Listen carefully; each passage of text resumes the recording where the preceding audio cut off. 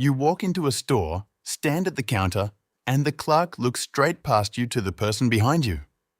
It's not rude, not dramatic, it's just nothing. And it's happened enough times now that you've started to notice the pattern. You used to walk into a room and people turned toward you. Colleagues with questions, your kids needing something, a room that organized itself around your presence. Lately, you walk into that same room and barely anyone looks up. You catch yourself in a meeting, saying something useful, something you'd have been thanked for a decade ago.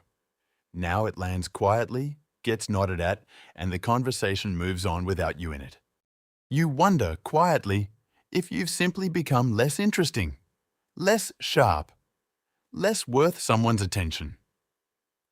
You run through the possibilities late at night, looking for what changed, and you rarely land on an answer that actually satisfies you. It's not one moment you can point to and explain. It's smaller than that.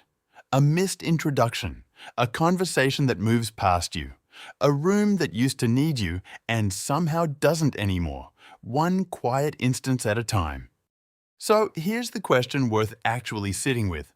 Why does this happen, seemingly out of nowhere, right around 50, to people who spent decades being genuinely essential to the people and rooms around them? Here's the first thing worth knowing. Honestly, you are nowhere near alone in this. One UK survey found that over a third of people said they started feeling overlooked or invisible in society right around age 50, almost like clockwork. And it isn't just a feeling you've quietly invented to explain a bad week. Researchers who study this directly describe an actual, well-documented shift, one that shows up across genders, across careers, across very different lives, again and again. Much of it, according to psychologists studying this, comes down to a specific shift. The roles that once made you unmistakably visible, the parent constantly needed, the expert constantly consulted, quietly loosen, even as you stay exactly who you've always been. Some researchers point specifically to how ageism and gender bias appear to intersect right around this stage of life, particularly for women moving through midlife. A collision that can make the sense of being overlooked considerably sharper and more immediate. This isn't only about how other people happen to see you either, if you think about it honestly.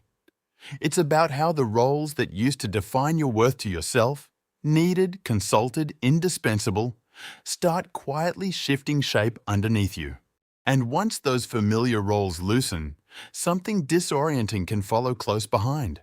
A real identity shift. Not just a social one, a genuine unsettled sense of, if I'm no longer needed in the way I once was, who exactly am I now? Psychologists who study midlife identity describe this precise unsettled feeling often enough that it has its own recognizable shape. Not a personal failure or a character flaw, but a well-documented transition point that shows up in study after study. Some researchers even describe people going through this stage as belonging to a kind of in-between generation. No longer defined the way they once were, not yet settled into whatever comes next, caught in a genuinely strange middle place. Feeling invisible like this carries real psychological weight too, according to people who study it closely. A pull toward isolating yourself further, a quiet grief for attention you didn't realize you'd miss. Real anger some days that surprises even you. But here's where the story most people never hear the rest of. This same body of research doesn't stop at describing the ache. It also describes something genuinely unexpected happening underneath it, if you stay with it long enough. Several psychologists who study this stage closely describe this exact invisibility as something that can become quietly liberating, once you stop fighting it. Not despite losing the attention, but specifically because of what losing it actually frees up inside you. Think about it honestly for a moment. How much of your life, for decades, was subtly shaped by being watched? What you wore, what you said, how you performed a version of yourself for rooms that expected something specific from you. When that external audience quietly steps back, according to this research, it creates real space. Space to actually ask what you value, what you want, who you are underneath all that performing, often for the first time in decades. That's not a small thing to sit with, whatever else this stage of life brings along with it. It's the difference between being defined entirely by what a room needs from you and starting to define yourself on your own terms for once. This doesn't erase the genuine sting of walking into a room and not being noticed, and no honest video should pretend it does. But it does mean that ache and this quiet opening can exist together at the exact same time. To be fair, researchers are still actively studying exactly how universal this pattern really is. Some people move through this identity shift far more smoothly than others, shaped heavily by career, community, culture, and simple individual circumstance. But the broader pattern holds up across a genuinely striking number of independent accounts. What feels like disappearing from other people's attention is, underneath it, very often your own sense of self quietly beginning to reorganize itself. So that clerk who looked past you, that meeting where your comment barely landed, maybe it wasn't actually about your worth being lower than it used to be. Maybe it was simply the noise of a performance you no longer needed to give, finally growing quiet. Which means the real question was never really, why am I becoming invisible? It's closer to this. Now that you're not performing for a room the way you used to, what do you actually want to build in the quiet that's left? Some people, once they stop chasing that form of visibility, describe genuinely reinventing themselves at this stage. New interests, new work, new versions of connection built entirely on their own terms instead of whatever a role once demanded from them. This doesn't mean the ache disappears completely, and it doesn't mean every day feels like liberation instead of loss.